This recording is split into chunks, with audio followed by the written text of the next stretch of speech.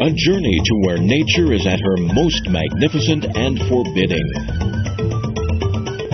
To mysterious places where dazzling and diverse cultures flourish. Where China's numerous ethnic groups draw you into a world of color and vibrancy. Where distinct lifestyles, traditions, and crafts have survived the test of time.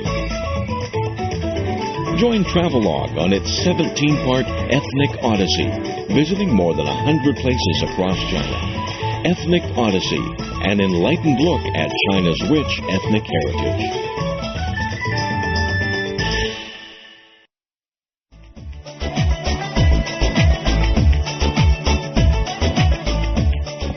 Variety of China's landscape, diversity of its people. Welcome to Travelogue's Minority Series. You're traveling through Turpan with me, Michelle Lean, and we begin our journey in a Uyghur home. People known for their excellent work ethics, warmth, and hospitality.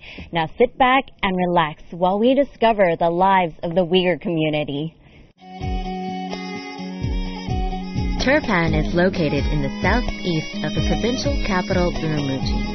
To get to Turpan, the hottest location in China, we cross the Tian Shan Mountains. Blistering hot in the summer and yet painfully cold in the winter, Turpan is an unconventional place for you to work on your tan. But hey, every once in a while, it's nice to stray from the typical beach holiday and journey to a cultural paradise. Turpan was once an important stop on the Silk Road, and today, the cultural influences from the past are still evident. In the Uyghur language, Turpan means place with rich soil, and it is that soil that gives Turpan the reputation of being the Great Garden of China. While the population is made up mostly of the Uyghur minority group, you really get a sense of how culturally integrated Uyghur and Han are when you're here.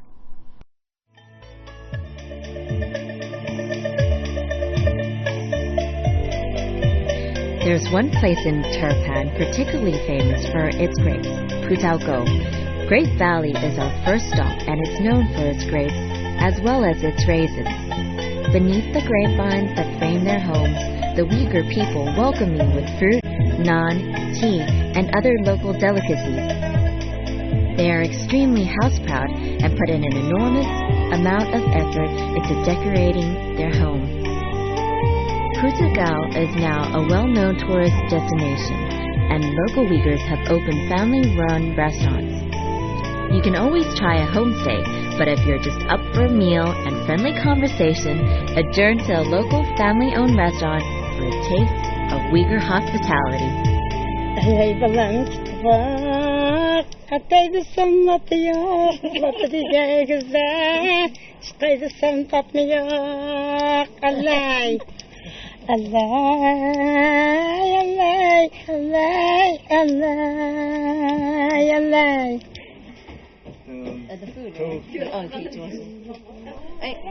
The Uyghur people know how to show you a good time, and they don't just stop at the food.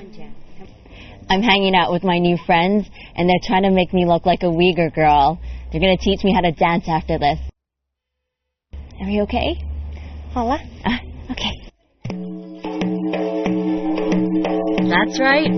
Chances are they'll make you dance too. The most popular dance in Uyghur culture is the mashala, and whenever they're given the opportunity, they will perform. In general, I found the Uyghur people to be extremely outgoing, and they'll dance, sing, and play whenever the mood takes them. My new Uyghur friends were such captivating musicians and performers, I had to join in too. Having trained since an early age, they're instilled with a passion for self-expression through dance, and it's a tradition that's been maintained for many years. As soon as they pulled me onto that dance floor and taught me the martial art, I just gave in, let go, and spun like a Uyghur girl.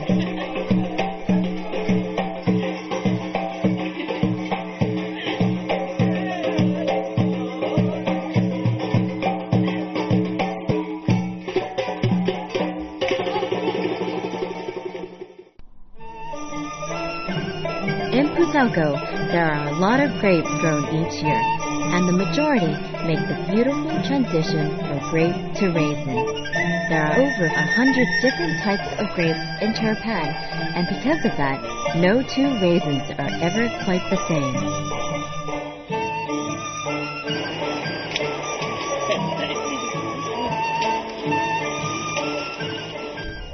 In the Grape Valley, you'll see these mud structures everywhere. The Uyghur people used it to harvest their grapes and turn them into raisins. The little holes in the structure allow for air and sunlight to penetrate into the area where the grapes are, and that allows the drying process to occur faster. I'm going to help this granddad here deliver some of these grapes into one of those rooms.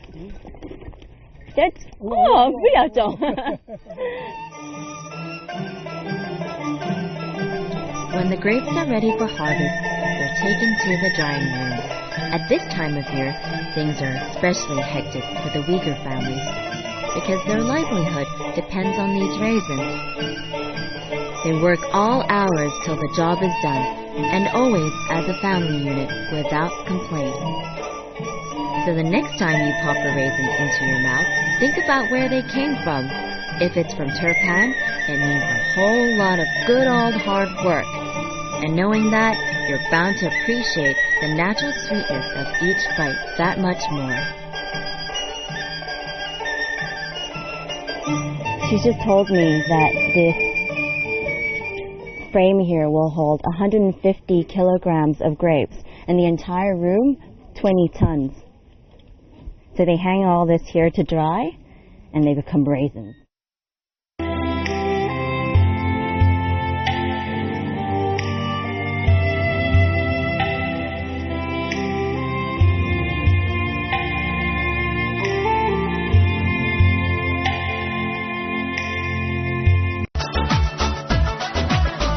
On this episode of Travelogue, come with us as we head out to the alluring Xinjiang province, experience the beauty of Turpan, coined as a place with rich soil in the Uyghur language.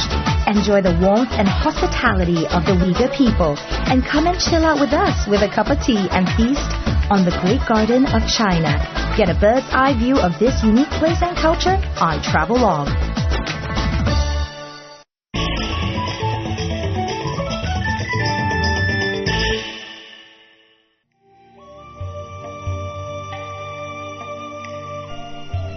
Built in 1778, the Ermin Minaret is the largest minaret in Xinjiang.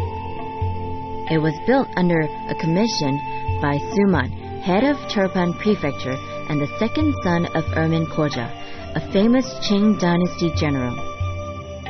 Suman built a monument to honor the achievements of his father and serve as an expression of his loyalty to the Qing dynasty.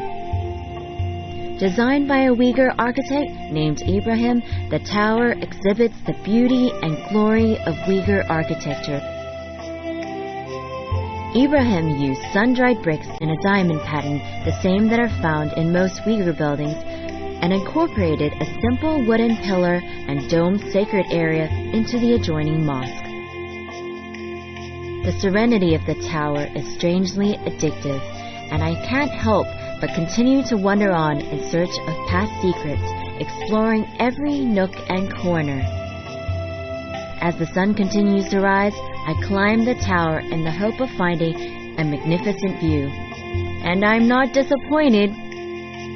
Framed by dome-shaped windows are uninterrupted views of lush trees occupied by singing birds and village homes. A scene of perfect balance between nature and man.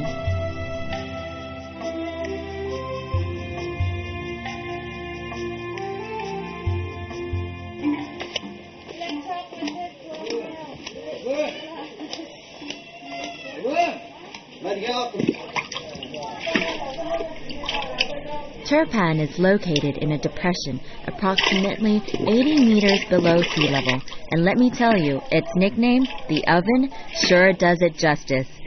With an average annual rainfall of less than 2 centimeters a year, Turpan relies heavily on its water irrigation system called the Karez. A Karez system consists of wells, underground channels, canals, and small reservoirs. The natural slope of the terrain is used to direct the water to the people while minimizing evaporation along the way. Dating back to the Han Dynasty, the irrigation system receives its water from the surrounding mountains and from the annual snow melt. There are just under 1,000 Karez systems in Turpan. The total length of canals is over 5,000 kilometers. Even the children know what a large part the Karez plays in their lives. All this talk about water is making me thirsty. The Uyghur girls have offered me a drink, and the water is deliciously cool.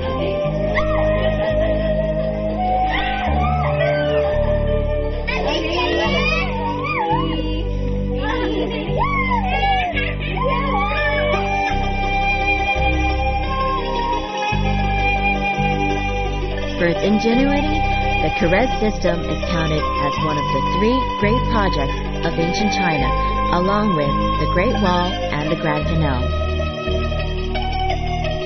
The water ensures the continuing survival of the people living in this oasis. Every day for 2,000 years, people here are reminded of past glories. Located 10 kilometers west of Turpan in the Urnaizi Valley lies the ancient city of Jauhe. It's the oldest, the best preserved, and at 220,000 square meters, the largest earth-built city in the world. In its day, Jauhe was the powerful capital of South Chesi, a kingdom at the time of the Han Dynasty that thrived under Uyghur rule. When Mongol rebels invaded the city at the end of the 8th century, the inhabitants were forced to flee, and eventually the city was completely deserted. Over 2,000 years ago, these same walls here belonged to a palace in the kingdom of Jushi. People here used to build their houses underground so as to be able to use the soil as their walls. Wow, these steps are killing me. But if I were walking down these same steps, right above me would be 2 stories and I would be in the basement. Talk about integrating nature with architecture. Brilliant.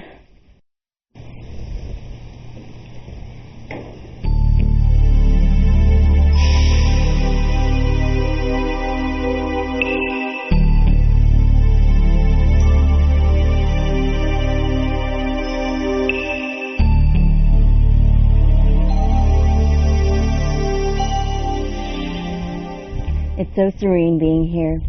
There's a cool breeze in the air. The sun's about to set. I wonder what it would be like for the same people living here watching that sunset over 2,000 years ago. You can almost hear the ladies preparing dinner, the children at play, and the husbands coming back to work. You know, at times like these, I really wish I could have seen it, and it would be great if somebody invented a time machine. On the first leg of our Xinjiang journey, I've been amazed by just how engaging and friendly the Uyghur people are. They've embraced our arrival and welcomed us into their lives with open arms, shown us their culture, and given us the opportunity to share it. It really made me want to learn more about their lives and their great heritage, and I was given the opportunity at Jauhe. According to historical records, it was once home to 700 households, 6,500 residents, and 865 soldiers.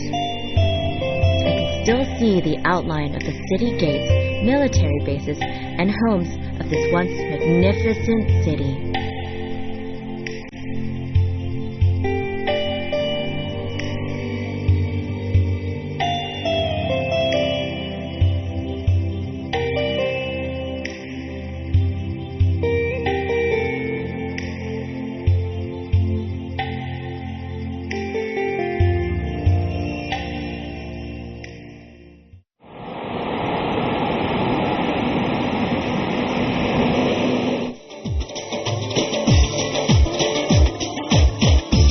dostlar oynayıp hiç kimi çekten kalmasın.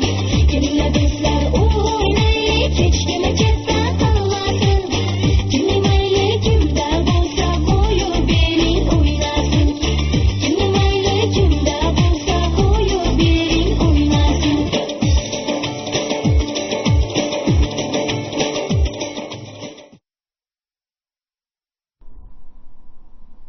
A very typical village in Turpan is associated with a not-so-typical history. Overshadowed by the Fire Mountain, Tuyiko was once the center of Buddhism, but in time it became a predominantly Muslim community. In 1905, a German explorer came and settled here, attracted by its rich religious heritage. In fact, around the same time, Turpan was attracting many visitors curious about the culture and lives of the people here.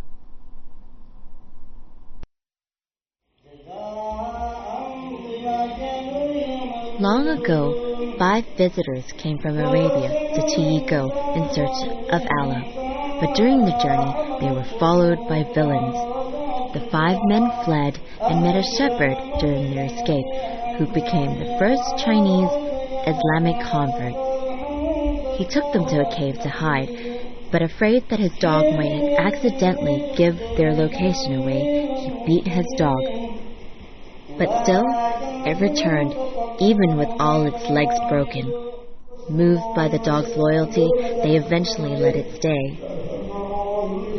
When they emerged, they realized that 300 years had passed. The locals were curious and went in search of the group, but while their cave was discovered, the group was never seen again.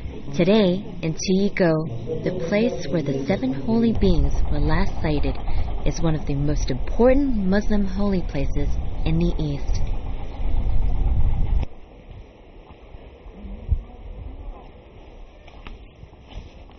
I've been told that the Tuyiko tombs are listed as a holy place in the Quran. While there are a lot of foreigners that come here every year, it's especially important to the local Muslim community in Xinjiang. The locals here build their homes around the tombs, and they feel honored to do so. These homes, they're 400 years old. Imagine living in a home passed down from your great-great-great-grandparents more than 400 years back. Well, that's the Uyghur way. They continue to live in their ancestors' home in the traditional manner. You'll find furniture and utilities that date back years. I don't think half my furniture now would last that long. They really don't make things like they used to. Walking through the neighborhood, I feel as though I'm being transported back to a time and place where things were less complicated and unpretentious, and where neighbors really were, well, neighbors. But it's time to say goodbye to this peaceful village and journey to the west in search of the infamous Fire Mountain.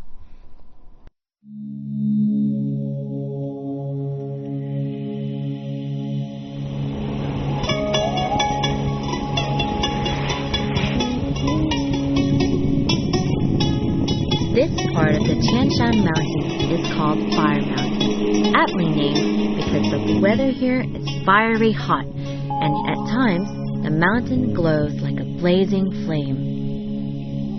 In the Chinese classic Journey to the West, you'll remember Fire Mountain as the mountain the monk Xuanzang crossed on his journey to India in search of Buddhist scriptures. How difficult it must have been in the past for Xuanzang and later for generations of the local Uyghurs to scale this mountain.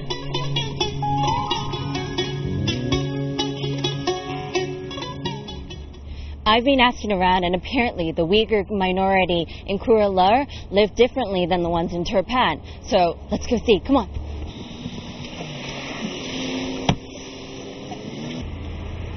Bye, Turpan!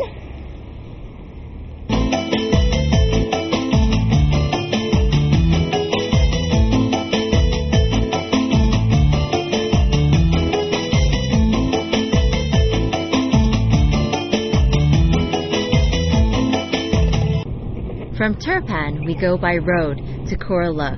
From Urumqi, it's about 200 kilometers southwest by plane. Lying beside the Talamu, a very important river in Xinjiang, Korla is a combination of grassland, desert, and the Gobi. And what better way to see that than by plane? So we strap our cameraman on board and give him the task of showing you a bird's eye view of the Talamu River. Few of the Lobu, a subgroup of the Uyghur ethnic group, still live in the nearby village. When the lake dried up, most moved on in search of greener pastures. You can also see the lower reaches of the now dry Lobu Lake from here. Most of the lake is now part of the Gobi Desert. Our cameraman really got to see how the natural landscape had changed over the years.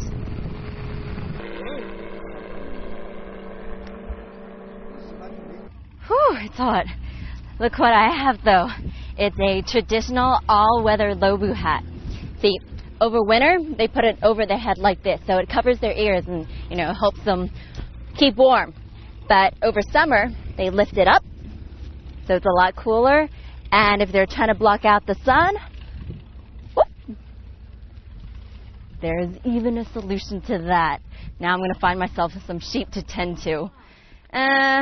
Probably not going to use that. That's more my thing. I'm a bit of a speed demon, so I think I managed to scare the owner of the four-wheeler I'm in. You should have heard his sigh of relief when I stepped on the brakes.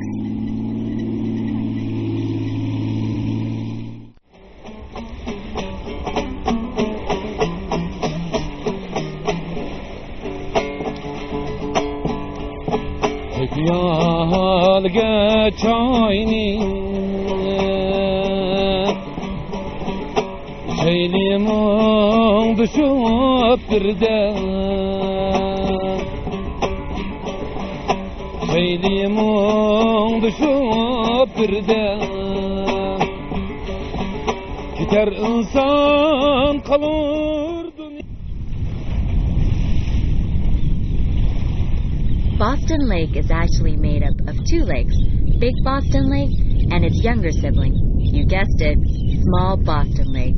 The larger of the two is where most of the fishing is done, while the smaller is a place where you can make waves or just take a slow cruise, enjoying the natural landscape that passes you by.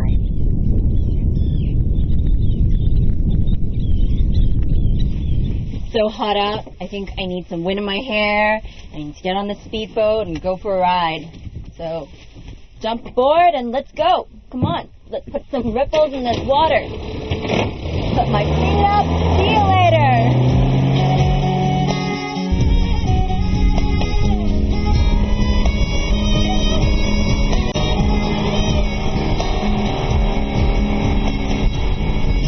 There's nothing like the feeling of being on board a speedboat crashing through the water.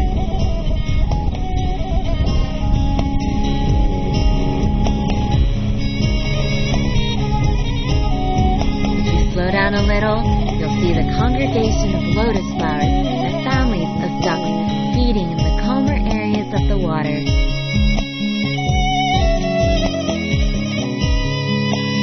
With the wind in my hair, this leg of the journey is both exciting and peaceful, a real treat for my senses.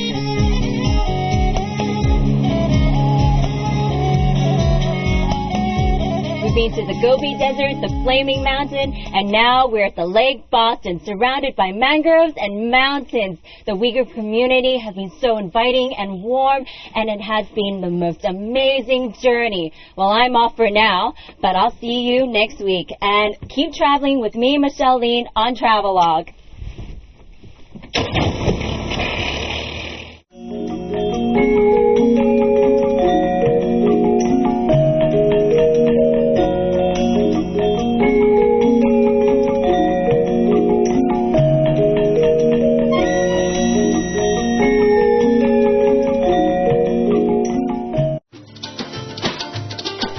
On the next episode of Travelogue, we'll be trekking through a mysterious Grand Canyon in Kucha and roaming the old streets of Kashgar.